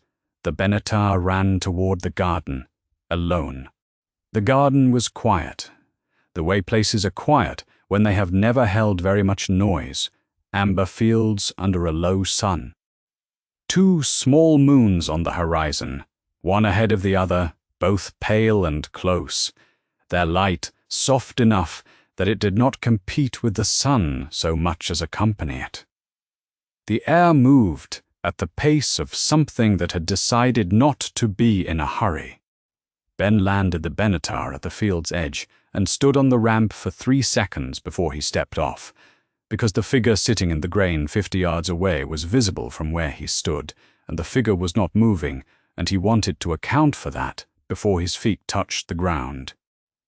Thanos sat at the field's center on the earth itself, not a seat, not a throne. The grain rose on all sides of him and moved in the still air, and his left hand rested in front of him. The stones were dim, not absent, still set in their slots, but dim in the specific way of power, spent so completely that the emptied vessel was recognizable for what it held. His armor was not present. Not surrender. The decision of a being who had completed the work and was no longer in the mode that required armor. He watched Ben cross the 50 yards to 30 feet. He did not stand. "You came alone," Thanos said, without the stronger forms.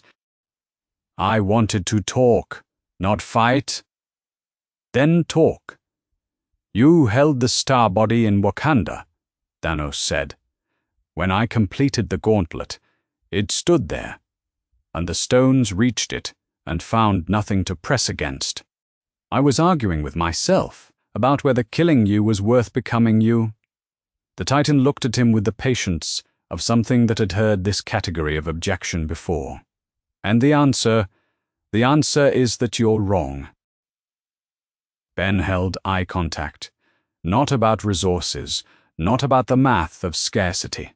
I understand the math. I've been to worlds with finite resources and infinite need. But you were not asked. You chose who lives and who dies without asking anyone who was going to die. The universe did not ask Titan's children before it imposed scarcity on them." The voice was what it always was, steady, unhurried, the register of something that had already done the math and arrived at its conclusion long ago. "I watched my world choose its own end, every resource consumed. Every life in conflict with every other for what remained. I proposed a solution. They refused it. Titan collapsed, Half could have lived. All died. A pause. I carry that, and I decided that what I carry should not be carried alone. And so you decided to do it to everyone else. For everyone else. I've been to worlds on the edge of collapse, Ben said. I've met species that found the solution without killing half of what lived on them.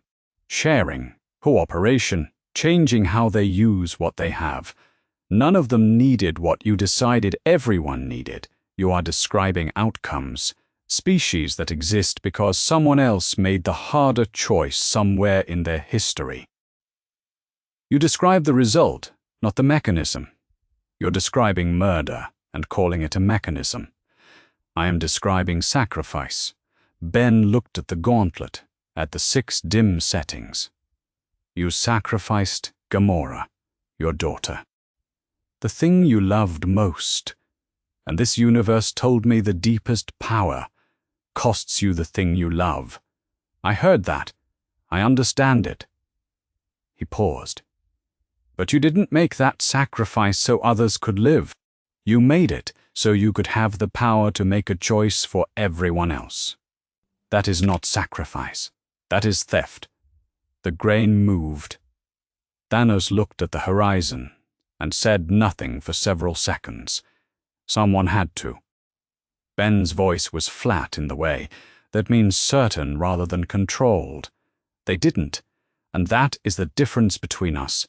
I've had the power to make choices for entire species about who lives and who doesn't. I have never made them, because the moment I do, I am not a hero. I am just a bigger tyrant with better intentions. Thanos was still. He had heard the argument. He had assessed it. The conclusion he arrived at was not the one Ben had offered, and he was done with the conversation. He raised the gauntlet. Ben moved. The Omnitrix hit upgrade before the thought was complete, the mechamorph form flooding out of the green light toward the gauntlet with the full processing speed of galvanic architecture, reaching for something it could read and interrupt. And the stones flared. All 6 at once, the dim reversing in an instant, the spent power cycling back for one final directed expenditure. Not a beam.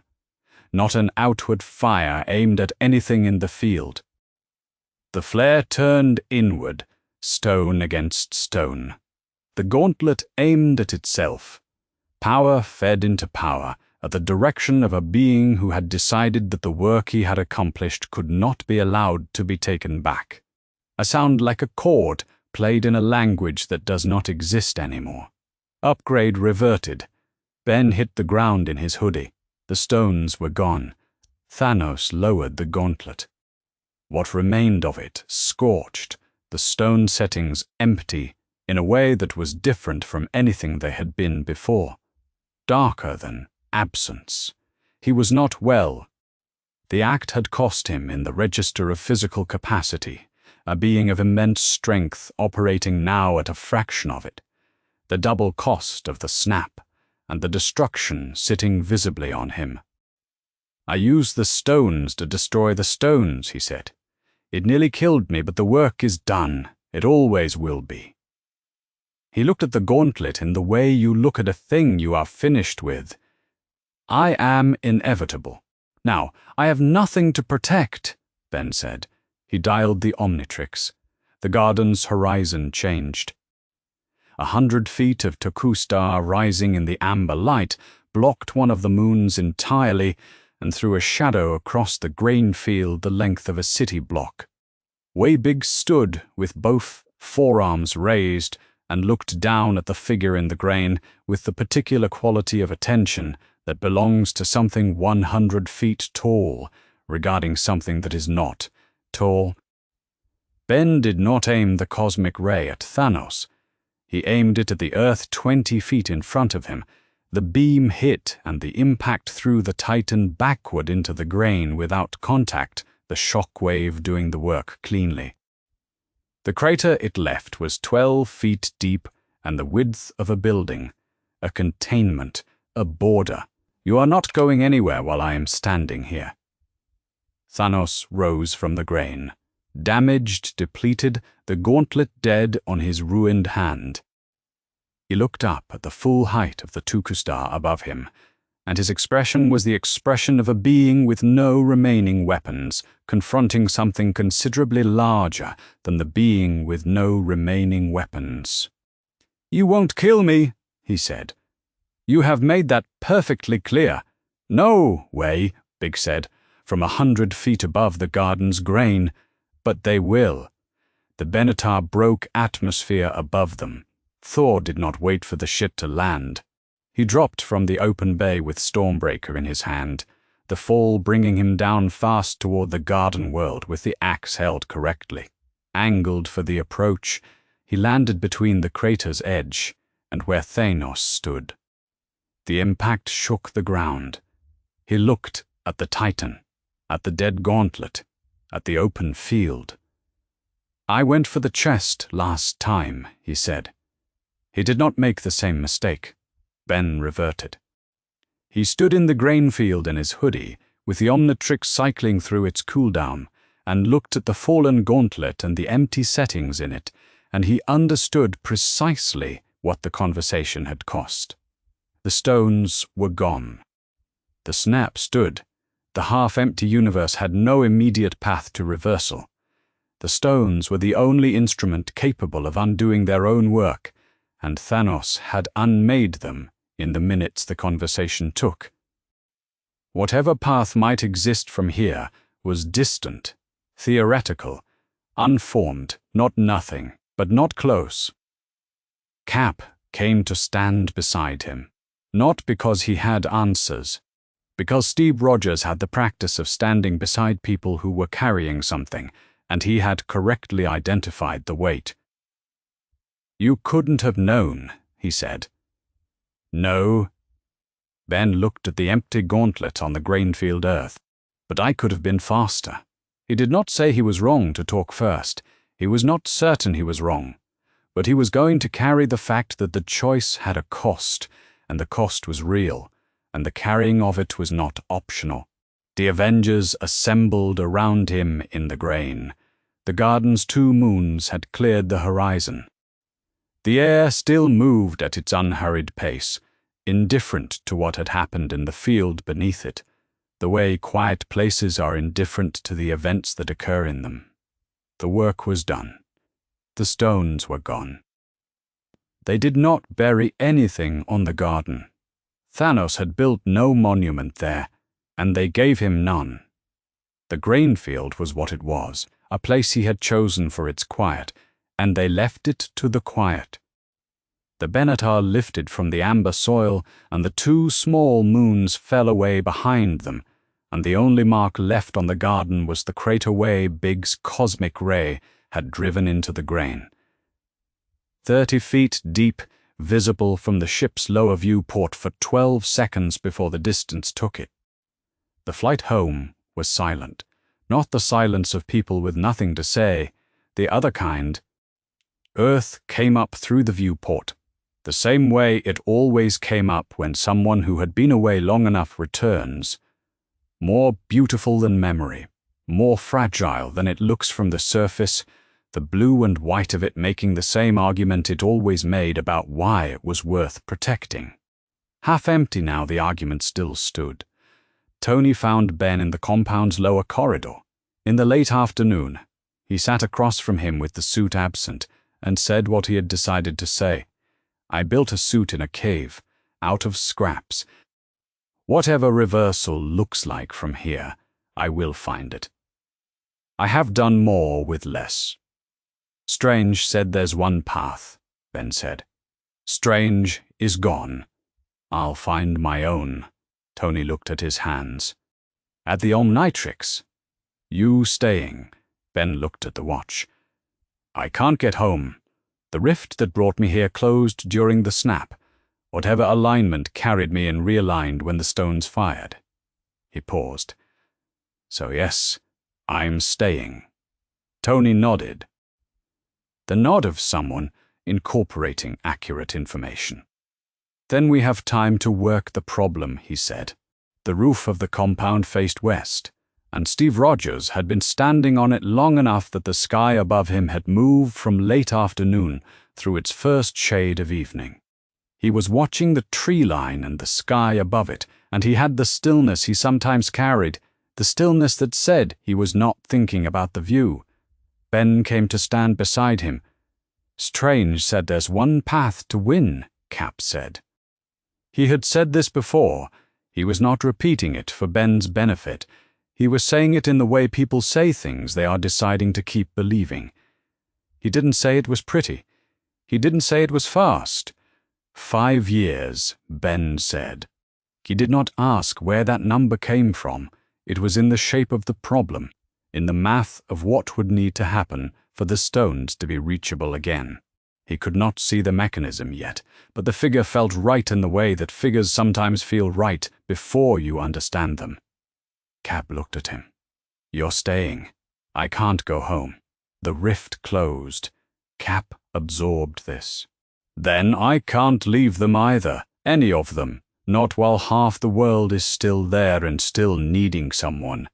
"Then I'll stay too," Ben said. It was not triumphant. It was the specific form of decision that happens when the situation has already decided for you, and you arrive at a moment of accepting it. Ben Tennyson, 16 years old, from the wrong universe, stranded by the snap's restructuring of reality, choosing to be where he was needed instead of mourning where he could not reach. The Wakandan Overlook existed at the edge of the rebuilt outer perimeter, a raised platform of stone that looked out over the tree line and the plain beyond it, and at this hour, most of the sky. Ben sat at its edge in the dark and looked up. Half the stars were wrong, not visibly wrong, not rearranged or missing in patterns the naked eye could detect. But some percentage of the lights above him corresponded to systems that had lost half their populations in the same instant the Wakandan plain had, and some percentage of those systems had included enough people that the absence was real and specific and enormous. The sky looked the same. It was not the same. The Omnitrix pulsed against his wrist, green, steady. The cataloging function never stopped. It ran continuous passive record as a baseline operation, noting what was around it with the automated patience of something built to notice everything, because the beings who built it understood that you cannot predict which observation. The snap's energy signature was in there. Filed. Preserved. The combined stone resonance of the thing that had halved the universe, sitting in the sample buffer at the same fidelity as 1,000,000 alien DNA sequences, because the watch had been present at the moment the snap fired and had done what it always did. He looked at the green light. He did not know yet what to do with the record he was carrying, but he knew it was real, and he did not let himself forget it. Somewhere in the space between realities, moving at the speed that dimensional signals travel when the device generating them is built by the most intelligent being in 5 galaxies, a beacon was pulsing. The Omnitrix reported home. It always reported home. That was a baseline function, not a special mode. The locator signal ran as long as the device was active, because Asmuth had built it to be findable in any environment it was taken into. The Omnitrix had been taken into a universe it was not built to enter. The signal had been pulsing since Ben arrived. It would reach its receiver eventually. The gap between universes was a distance, not a wall, and the signal knew how to cross distances. Asmuth would receive it. He would know what it meant. The device was present and active in an environment its logs did not contain. He would begin the calculation that followed from that. Whether he would act on it was not knowable from here, but the signal was going, and it would arrive. And beyond the signal, in the spaces between realities, where things with long patience had been noting the condition of the barriers between universes for longer than any individual universe had existed, something had noticed something. The snap's energy had propagated outward, through the dimensional skin of this universe into the adjacent space where realities press against each other. Those ripples were readable if you were old enough to read them. They had noted the snap. Singular events of that magnitude left marks that was not unprecedented. What was unexpected was the figure at the epicenter who had not dusted. One being, standing in the residue of a snap that had reached the full census of universal life, and the math had moved through and left him, not immune to it, not counted by it, not native to the universe the stones had been built for, not in the ledger the arithmetic was drawn from. Visible in the data in a way beings from outside were not supposed to be visible. They had not considered that before. They were considering it now. Ben sat on the overlook edge and did not know that anything was considering him. He was looking at the Omnitrix. The green light pulsed. Bellicus and Serena were still in there, in the space between transformations, in the star-filled dark that was Alien X's interior, still arriving at the moment 1 second too late where they had all agreed. He could feel the shape of that argument the same way you feel. A word you cannot quite remember, present, not accessible, the knowing of a thing without the thing itself. 1 second, and everything changes. He sat with that. The Omnitrix pulsed. He straightened. He was here. He was staying. Whatever came next was going to need someone with a watch that could do a million things. And the watch was on his wrist, and the person wearing it had decided to be exactly where he was. The green light held steady in the dark above the plane. Now that we've watched an entire universe get half erased, and the one kid who could have stopped it spend 3 chapters arguing with himself about it, your turn. Which character do you want to see finally cut loose in a universe that absolutely cannot handle them? And where in the world are you watching this from? Drop both in the comments. I read every single one. If you want more crossovers like this, hit that like button, subscribe so you don't